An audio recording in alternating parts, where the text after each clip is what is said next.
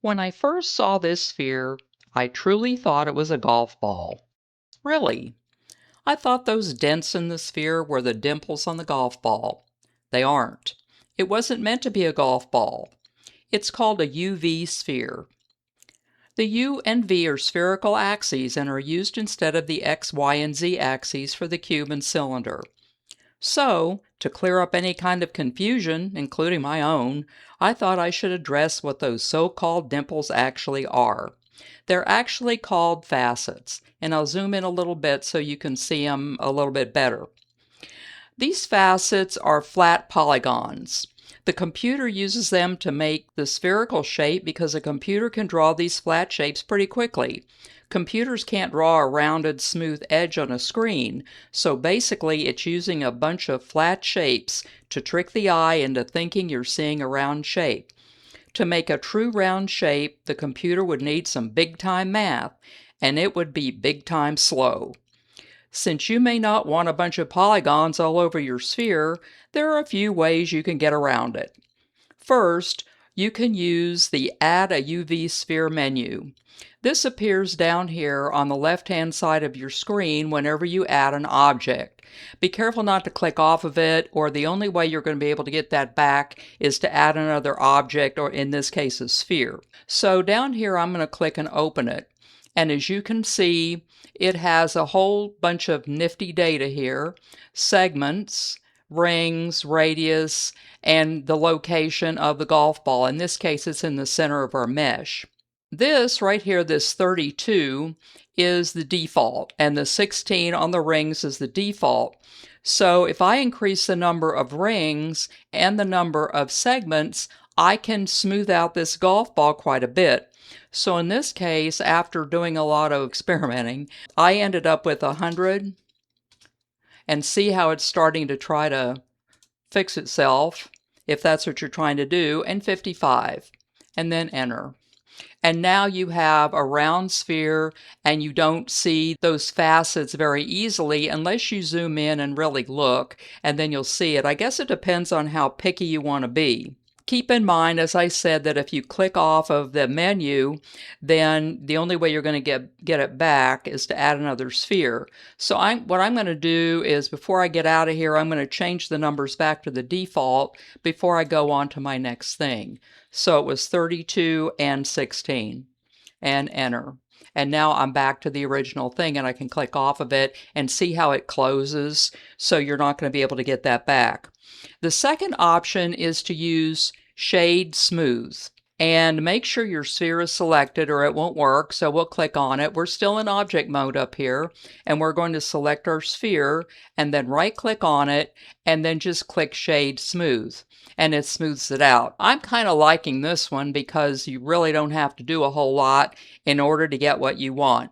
So now I'm going to Control Z out of this one and then get back to where we were before, so I can show you my third option. So the third thing you can do is to add something called a subdivision surface modifier.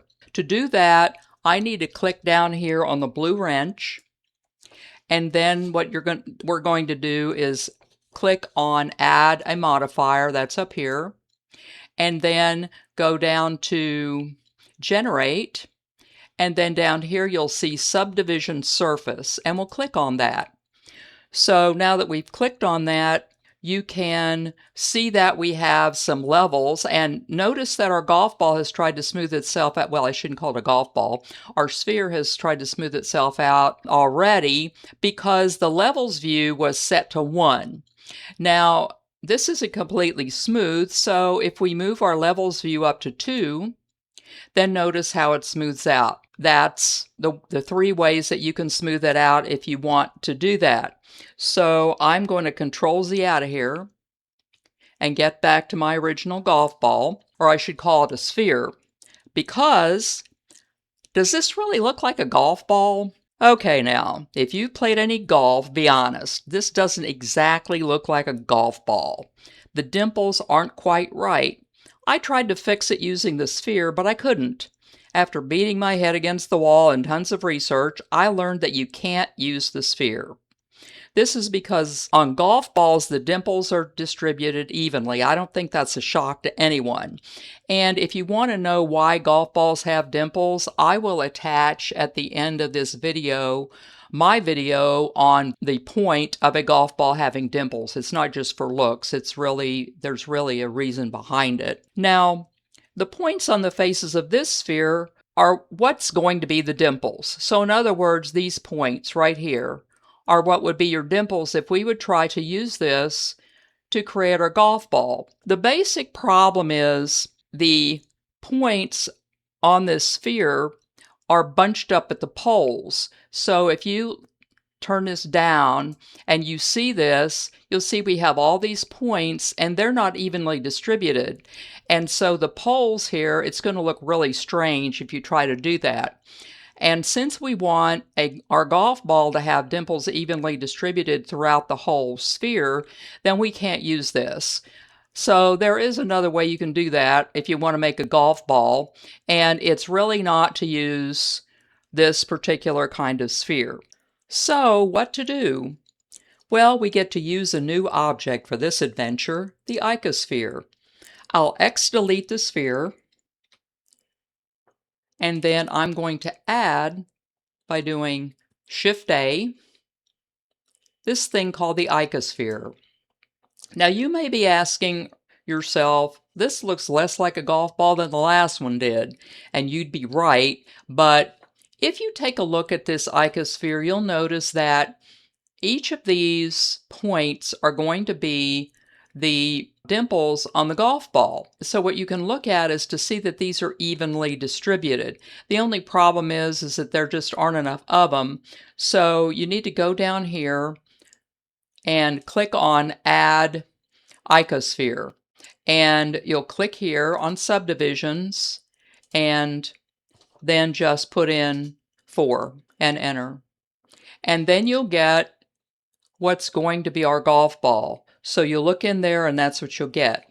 Now, we need to add a surface modifier. So we'll click out of there and I need to reselect my golf ball just in case. And so to add a surface modifier, you're going to click on the blue wrench, add modifier, and go to generate, and then down here to subdivision surface and click on it. So now we've got our subdivision modifier. So what you have to do before you get out of here is to click on this downward caret, which opens up a menu.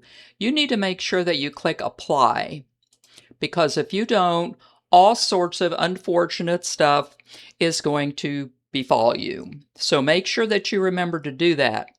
Now we can tab over and enter edit mode, and I'll zoom in a little so we can see this a little bit better, because we'll need to see each of these things. So on here, I need to select one of the center vertices, so I'll just mouse over and click on it, and you'll notice that all of this changes, but there's this one white spot in the middle, and that's the one that we've selected. Now we want to go to Shift G. So I'm going to go to Shift G, and then I'm going to select Amount of Connecting Edges. And then you're going to get something like this that looks sort of like the Death Star. Once we have the amount of connecting edges, then what we want to do is to press Control X rather, not Control S, Control X, and that will dissolve our connecting edges and we'll have our points. Now, one thing you need to check before you get out of here is notice that all of them didn't go away. We have this one, we have that one, and that one, and we need to get rid of those. So I'm going to click on this one and then go Control X, and we got rid of that one. Click this one up on the top, Control X to get rid of that one. Then this one, Control X to get rid of that one. And let's see if we have an, oh, here's one down here. And Control X to get rid of that one. So we need to make sure that we clean up our golf ball so that it's ready to go. Now, what I want to do is to select the golf ball. So I just select it like that. And then what I want to do is to open the Insert Faces window. So to do that, you're going to press I and then click down. And then that's going to open this window right here. And here we can select how we want to change our faces to make the dimples of the golf ball. Make sure that boundary, offset even, individual, and interpolate are selected. And what we want to do is we want to enter the thickness for the dimples on the golf ball. So I'll click here and I'll type in 0.025 and I'll enter that one, and then I'll click here and I'll type in negative 0.020 and then enter. And then that's what the faces are going to look like. How did I know to put in those numbers? Well, I fiddled around with it until I got what I wanted. My original one, I had the depth a little bit less, so that's going to be up to you if you want that to be different. So now that we've got the numbers set in and we've got the correct boxes checked, we can get out of here and go into object mode. So we'll go to Tab and then get into object mode. And I know that doesn't look like a golf ball exactly, but what we want to do is with the golf ball selected, we want to right click and we want to select Shade Smooth. And there's our golf ball. Okay, so there's our golf ball, and I'm thinking I like that one. So the next thing I want to do is I want to add some color to my golf ball. Those of you ladies that have played golf might have used colored golf balls, pink and green and all that sort of thing.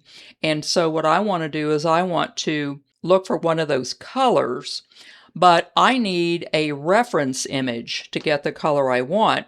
And so to do that, I need to go to Shift A, and then after I go Shift A, I want to go to Image right here, and then click on Reference. And what it will do is it'll open up and I will search, and most of my stuff is on the desktop, and look for my reference image. And right here, there's my image, and then I'll just I'll click on Add Empty Image, drop, and there it is. So we want to select Move so we can move it out of the way and put it over here for reference. That's why it's called a reference image. Okay, so now it's sitting on my desktop. Now I need to put the color on it. So I'll select the golf ball, select, and then I'm going to go down here to this, I call it the danger circle, but it's really material properties. I'm going to click on material properties, and that's going to open this up, and I'm going to click on new. And then I want my base color to be here. Right now my base color is white.